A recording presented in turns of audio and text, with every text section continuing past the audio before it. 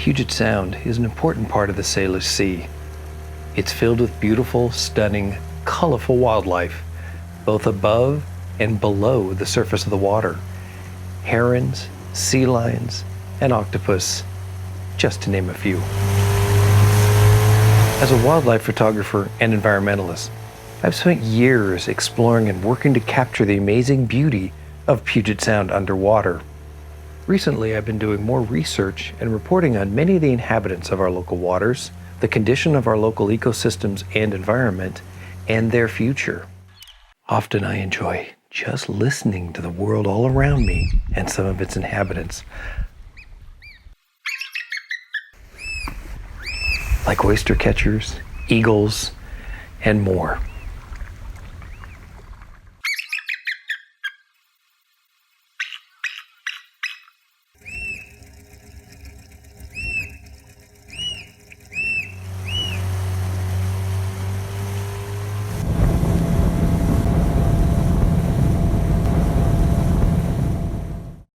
Made in Puget Sound is an organization dedicated to protecting and preserving our wildlife and the environment of the Pacific Northwest. Through my unique wildlife photography and videography, we've brought our message of conservation to hundreds of groups, schools, and organizations. We're continually working to educate and inspire people to protect the delicate local wildlife, from our salmon to our orcas. Today you'll meet two of our region's most important research biologists who've been studying and researching one of our most elusive creatures. Although often seen, little is known about harbor porpoises.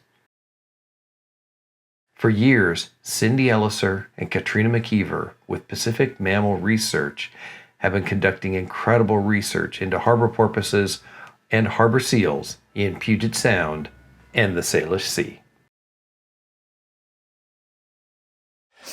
So, Cindy, what made you choose researching harbor porpoises and harbor seals? Well, what's kind of funny is they kind of chose me. We decided that we wanted to move somewhere else, and we were looking for different places. And there was a group that was doing some stuff out here on harbor porpoises, and I was like, "Oh, that sounds interesting," and we liked the area, and came to be the perfect. It was the perfect thing. And it did turn out to be really interesting. Yeah, very interesting. And I knew we didn't know very much about harbor porpoises, so that was exciting to be able to be at the beginning of this kind of research. And some of the stuff that I've read, your organization is working with other organizations nationwide and even worldwide? Yeah, actually, we've had some international collaborations now. We're working on a paper with some group in San Francisco that is reaching out to other worldwide organizations to try to really find out more about this species, and is the stuff that we're seeing here unique to this group, or is this how harbor porpoises do things everywhere? And we believe that one of the important thing in science is that we will learn a lot more, a lot faster if we work together. And especially with something so new with these guys, we don't know much about them at all. So the more we talk to each other, we learned more about mating and stuff because we talked to our friends in San Francisco. I was like, oh, that's what we're seeing. So it's really, really cool. Fabulous. As Cindy and Katrina head out on a fantastic day of research and identification, we discuss more about the behavior of harbor porpoises and why do they come into this part of Puget Sound in particular. We're trying to figure that out. Why here? Why is this specific spot someplace they keep coming back to? And if we can figure out that, we can then be looking around the sound and finding more places that we're more likely to see them, and then maybe get some research going there. We do know that these animals come back here. We know individuals come back here year after year, month after month. So it is important to them. We see them feed here. We see them bring their babies here. We see them mate here. So I think the main thing for harbor porpoises is really that there's food. They are very sensitive to having enough food. They have a very high metabolism. They live in these cold waters. They are more sensitive than other marine mammals. They can starve in as little as 3 days if they're already not doing well. So they need to have predictable food sources that they can find, constantly. So I think that's probably the main driver, is that there's food here, but they also do all the rest of their behaviors here as well. So it's biologically important for them. We were lucky. There was another group here that was doing research for a while and that had documented that the porpoises were here. So we wanted to find a place where we could do this from land because harbor porpoises are a bit more shy around boats. And by doing it from land, we would be able to observe them without us disturbing them or vice versa. So we came here just to see if we could get photographs. And by staying out here, we realized they mate here, they forage here, they bring their babies here. They do all the things that are necessary for their life in this area. So we get to see lots of, aerial behaviors, well, maybe not lots of them, but aerial behaviors when they do them and when they're mating. We see surface chases as they're chasing fish. We've seen gulls and eagles take fish away from the porpoises. So we see lots of exciting things because this is an area that is biologically important for them, that they come back to each year and days and over weeks. So it just ended up being a really perfect place where we could do it from land and get to see this amazing things. And even with the limited number of hours that I've been out on the water or been up on the viewpoint with you all, the activity, the amazing number of porpoises that come into the strait, into the pass, it's fantastic. Yeah, over 40 or 50% of them we know come back to this area over days, weeks, months, and years. So this is particularly important not just for porpoises in general, but for specific porpoises. And that's one of the things that we're really interested in finding out more about is what is their social structure, their community structure. Is it they go all around the Salish Sea, or is there certain smaller communities that stay in certain spots? So we know this area is particularly important for individual harbor porpoises, and that's what's really exciting about our work. Food and shelter are primary motivators for most creatures. The cold waters of Burroughs Pass are inextricably tied to Rosario Strait and the extremely nutrient-rich Strait of Juan de Fuca. Twice daily tides, strong currents, and winds help create updrafts, downdrafts, whirlpools, and fast-moving rivers of water, delivering nutrients to the pass and its inhabitants. So the harbor porpoise story is an interesting one because in the 40s and 50s, you saw porpoises everywhere. But through the 70s and up to the 90s, they were all but gone, especially in the Puget Sound specifically. But now by the early 2000s, we started to come back, and now we have a healthy, vibrant population that's over 11,000 individuals in the Salish Sea. 11,000 harbor porpoises. Yeah, and that's mainly in the U.S. waters. They didn't get too far into the Canadian portion of the Salish Sea, but so there's a lot of animals. Oh, and they're right here. So these animals are right here. They're awesome. They're everywhere. But why did that happen? And we don't really know the full answer to that, but gill nets are terrible for them. They get caught in gill nets. That's their main thing worldwide of how they die. So gill netting, pollution, habitat destruction. So all of this that's happening, they're coastal animals, so they stay within a couple miles from shore, so they're going to be much more susceptible to what we're doing along the coast. Hence their name, harbor. Correct, harbor porpoise. So all of that was probably worse, in the 40s, after the 40s, 50s, 60s, we started doing a lot of stuff. And then we started realizing, hey, that's not good. Let's do better with pollution. We're trying to clean up the Puget Sound. We're more aware of these things. And so that's likely what happened is that that combination was bad. We tried to make it better, and now it is better, right? These harbor porpoises are able to come back to their traditional foraging grounds and habitat and doing well. So all of these things can really affect these marine mammals.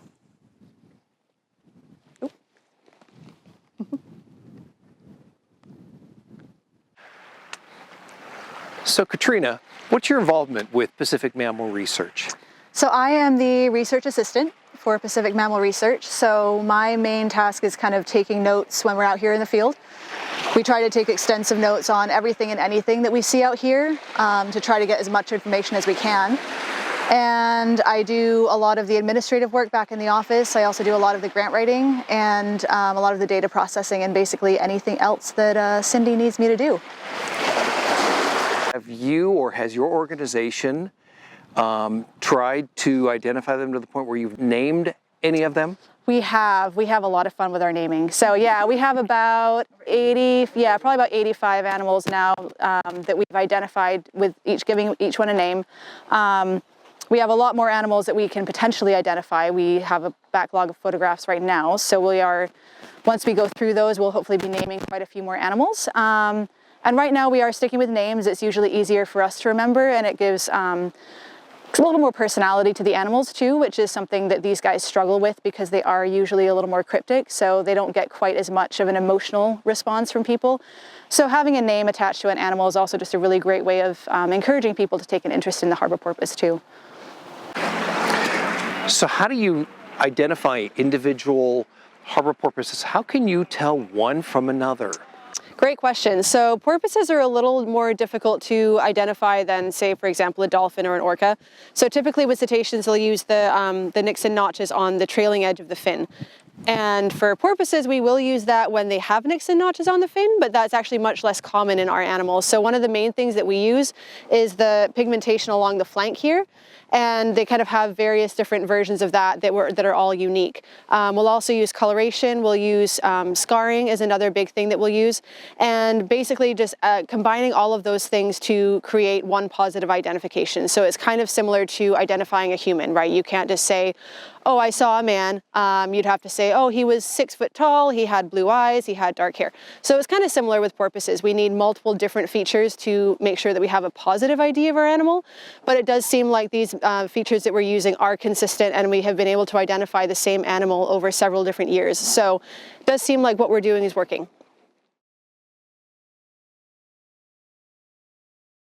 As a wildlife photographer, I learned early on that to be successful, I needed to learn about and know about my subjects' behaviors, their habitat, their food sources, maybe their mating behaviors, all kinds of things like that. Tell me about some of the behaviors that you've learned about harbor porpoises here in Burroughs Pass.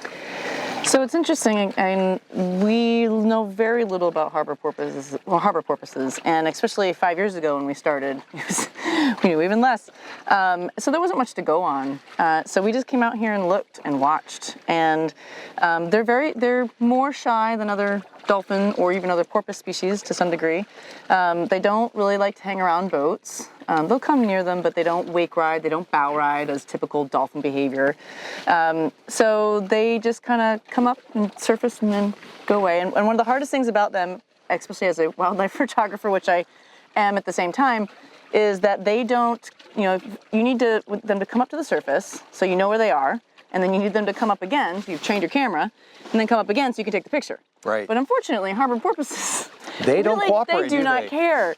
So erratic surfacings is really the best description for that. And they come up here, and then a minute later, they may be over here, and then over there. And so it's an incredible challenge yeah. to video, photograph. And then even, I have a very large zoom, so this one goes up to 600 millimeters. So I'm really trying to get in close. So, and I'm focusing to this much on where the porpoises are. If they come up just 5 feet to the right or left, they're out of my frame. So then I hear them, and then it's very frustrating. Right. So you're like, oh, you're right there. Because you can't focus fast enough. Right, and you can't follow. You don't know exactly where they're going to follow or how fast they're going, because they can traverse the pass in 30 seconds to a minute.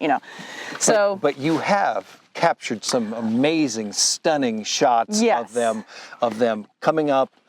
Even jumping out of the water. Yeah, which they don't do as much as other dolphin species are much more acrobatic. Porpoises are generally, they like to just be under the radar. But we do see them surface chase, which is when they're feeding. So they'll come up to the surface and be chasing a fish, and they just come and break the surface, and the water splashes off the side of them, like through the water. Do you have shots I of do that? have shots of that, which are really cool. I have one where they're coming up, and the porpoise hasn't broken the surface tension of the water yet, so the water's just over it, and he hasn't quite come out. Oh, that's fabulous. So I have some cool stuff like that. We did find when they started, we've caught some aerial behaviors, and at first I was just excited that I caught them out of the water, because Right. they'd probably do it every once in a while, even if they don't do it a lot. But not when you're here with the camera. Right, yeah, of course, they do it. They know yeah. you're here. As soon as you put it down, they're like, oh, splash. Right. And so this is the one thing that we learned when at the first shot I got. I was like, oh, cool, I got an aerial behavior. That's great. And then we went to a conference in San Francisco and met with our colleagues there and learned from their research that actually what we saw was mating behavior. And every single picture that we've gotten, at least here, of them fully coming out of the water in aerial form, whether it be up like this or kind of to the side like that, has been in the context of mating. Are you seeing or are you learning that the males jump out of the water? So possibly what they're doing is they're trying to impress the female. Well, they're actually literally trying to mate. But they can't mate out of the water. They do. They can. Wow. It's impressive. Their anatomy is very, a little bit different than other mammals and marine mammals. So the male comes up, and it's not always out of the water, but a lot of the time, I think in San Francisco, they find it quite a bit of the time they're actually aerial out. But they have seen them go underwater and do it. But the male comes up always on the left side of the female, and the female usually, they basically come up and go like that, like that. It's very quick. So, I mean, millisecond. They start to be sexually mature at much younger ages. So they're sexually mature at age 3 or 4, ready to have babies. And then they give birth, give birth every year or every other year, depending on the location. And it does seem like here they can give birth every year, which means the mothers are lactating and pregnant at the same time for almost every year, depending on when they mate. So each mother will have one calf? One calf. Twins happen, but very, very, very rarely in cetaceans because it is, the gulls are very active. It's very taxing to make the milk and to be, protecting the baby in the wild. So to have twins would be just way too hard. So it rarely happens. How long they're in the womb? Harbor porpoises, it's about 11-month gestation. Yeah, so I think it's the mother calf that keeps coming up together, and then there's 1 or 2 that are separate, but in the group. Oh, there he is. Come on, up again. Ah, that's a bad picture. Oh yeah, I got him. Yes. Yep, got him. Whoa. Go.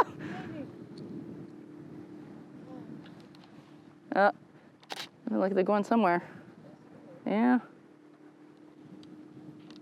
They're putting on a fabulous show for us. Yeah, they are. We don't see a whole lot of this kind of porpoising, this much of it.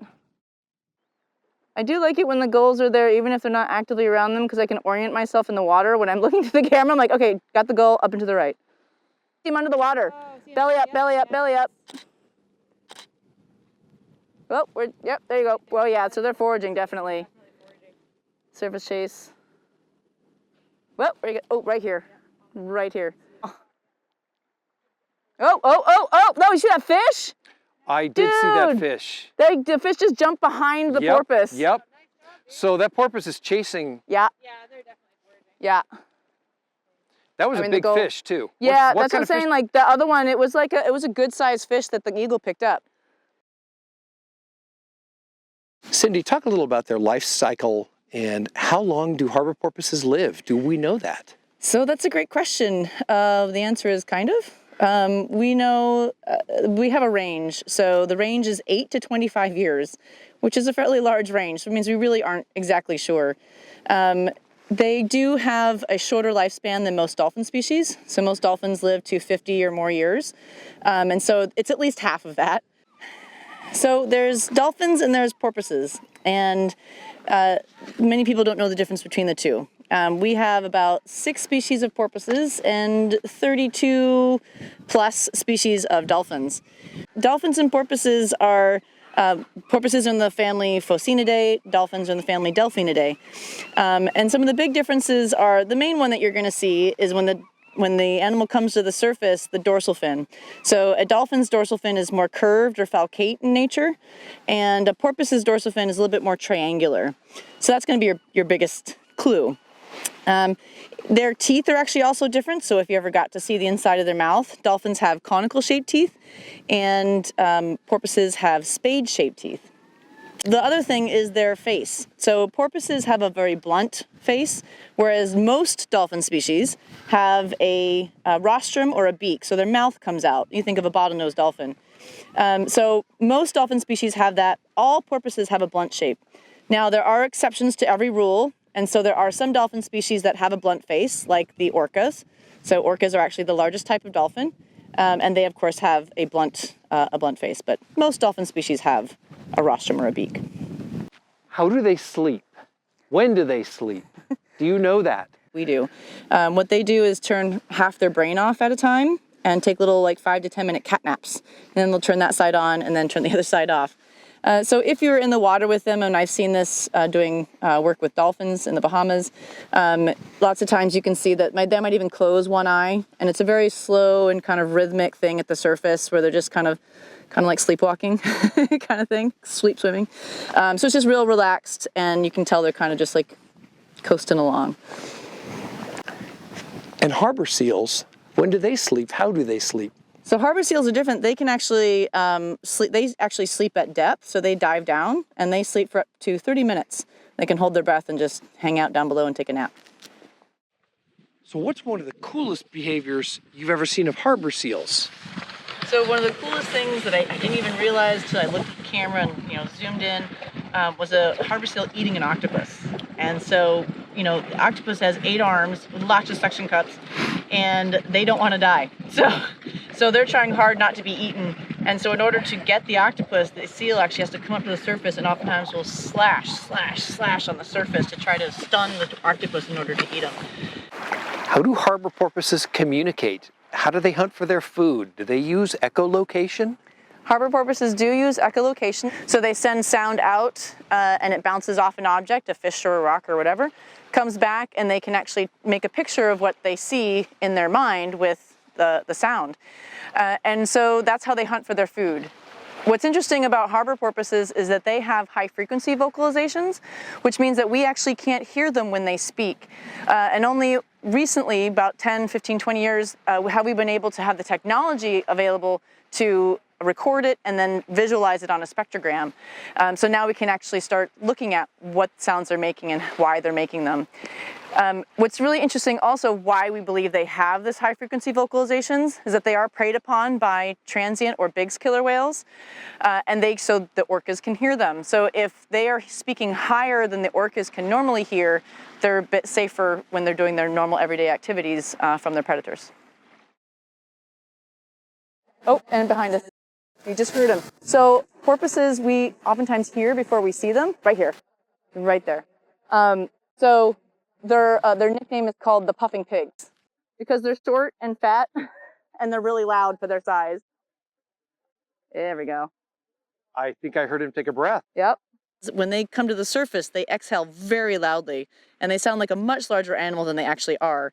And they're 5.5 feet, 150 pounds, so they're pretty small. And then they come up and they're like, poof. So it's a great way to sometimes you hear them before you can actually see them. So it's a good way to look for them in the water is to actually listen for them first. The warming waters, the increased acidification, the increasing toxins that are in our local waters especially, how is that affecting these animals, whether it's the harbor seals or the harbor porpoises or any other animals that you're seeing? Yeah, well, marine mammals are at the top of the food chain, so the food web. So they are top predators, which makes them good indicator species, but that also makes them susceptible to particularly pollution and things that can travel up the food chain. So as the smaller animals gather some of these toxins, bigger animals eat those smaller animals, and bigger animals eat those animals, and by the time you get to the top, where you have harbor seals, harbor porpoises, orcas, that are eating a ton of all those guys, they accumulate all of those toxins into their bodies and that pollution. Which can make them more susceptible to having lower immune systems and be able to get sick more easily and have a lot of health problems. In habitat destruction, these guys live close to shore within a couple of miles for their entire lives. And so what we do on land can affect what happens in the water, especially those waters that are near land. So that also is a greater impact on them than it does other marine mammals. There's a lot of good stuff that's happening right now with these guys, but we have to keep up the good things that we're doing to continue to protect them. And we need to know more about them because we don't know enough about them to really conserve and protect these animals like we should, to know how all of these different things are going to affect them, how climate change is going to affect them. These live in colder waters. If the waters warm up, what does that mean? We don't know. So we want to learn as much as we can to be able to protect and conserve the species and the rest of the environment that they live in.